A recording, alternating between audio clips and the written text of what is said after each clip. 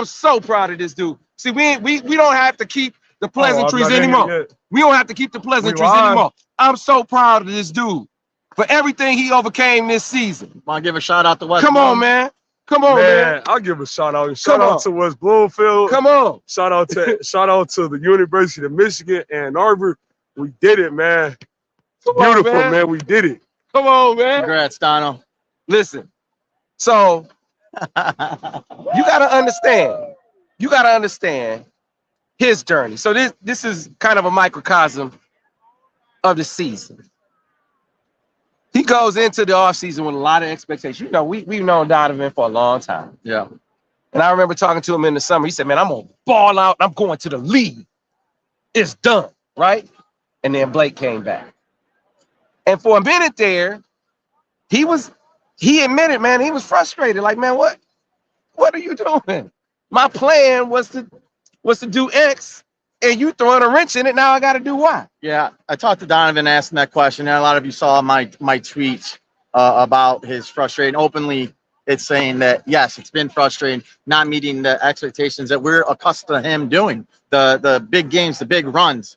I think it was sort of poetic that what happens on the first carry tonight, his first 2 carries tonight, is that he takes him to the house. That's the Don that we know, that we've shown mature into the young man that he is today, and to the star capability that we've always known that he's had, to see in culmination from what sort of the struggles he's gone through the season, to do it on the biggest stage when Michigan needed most. It was poetic, because listen, you know, he's immensely talented. Yeah, immensely talented. One of the most explosive. Everything you see Jahmyr Gibbs do, Donovan can do, right? Physically. Yeah, it was a mental journey for him. And so you go through the course of the season, and how does that frustration, how do you keep that frustration from affecting you and from affecting your team? First thing you got to do, and I talked to him about this, first thing you got to do is not make it be about you. Now, there are things that you can make about you, but when you're talking to your coach, it's about how you develop, what you got to work on and things like that, and what you need to do to be successful, but it can't be a problem for the team. And he did that. Like all the things that people were saying about Donovan all season long, he never was a problem for the team. Right. Never made it be about him. Never was like, I'm not going to do that. I mean, the most you maybe saw was when, you know, yes, sir. Yeah, and that guy right there, see this man right here, he made the decision. I'm just saying. So we'll get to that in a minute. We'll get to that in a minute. We got a lot to cover in this session. All right. He never made it about him, talking about Donovan. But when you have a goal that is contingent upon your individual success, it's hard not to have that affect you when you're trying to work towards that collective goal. It's hard not to have that affect your mood. Right. Maybe not how you're acting around your team, but your mood. So he said he even went to see a therapist. He talked to you about that, right? Yeah.